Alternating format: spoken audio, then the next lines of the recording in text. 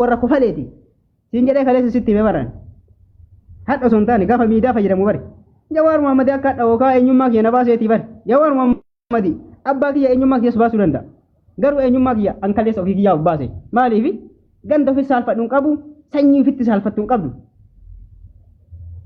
ilma leenjisoo dhiigaati akka arsitti soo baate akka ashamannetti soo akka gadabiitti soo akka lafarra dhadhetti soo ta'e ilma baqqalaa dawaanooti ilma haajaasan gammadaati akka shaashamannetti soo ta'e gartee miti abbaa irraa dhadhe soo ta'e abbaa guddaa abbaa gurra guddaa gartee miti ka gandi beeku ka ollaan beeku ka firri beeku ka biyyi beeku abbaa guddaa qaba gartee miti abbaa si qaba si galami abbaa gumaa fixachuu beeku abbaa gartee miti waan barbaade godhuu danda'u woo gochi fedhetti itti gale yoo ilmi isaa waan fedhe balleessee itti gale abbaa waan barbaade fixachuu danda'u qaba akka abbaatti soo ta'e jechuudha gandallee ganda guddaa qaba jechuudha sikkoo mandoo ilma arsiiti ilma arsee keessaallee gadabdicha ilma gadabiiti gartee miti ilma baqqala dawaanooti ilma haajasan gammadaati guddisa Jawaar Muhammadi eenyu waan an jechuu hin dandeessu eenyu waan godhuu hin dandeessu garuu Oromoo tiyyaaf Oromummaa kiyyatti gartee miti nan boona jecha kana kaleessallee jedhaa ture takkaati ani arsummaa kiyyaaf Oromummaa kiyyaaf heebuu akka dhufu garuu arsummaa aanfadhe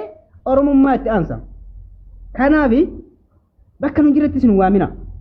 ani eenyuunu taanaan nan jaalladha jecha ana argeen bataa jedhes naa fida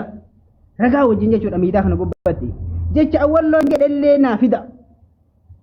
ammoo jecha arsiin jedhe hin fidina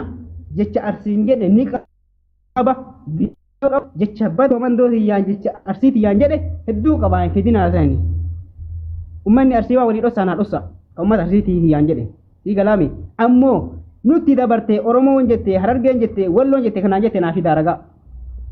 gartee miti arsiitiyya qoqqoodee seenaa kaleessa isin hin qabneen seenaa isin qabduun arrabsee jira viidiyoo ufii kiyyaa of biraa qabu qaba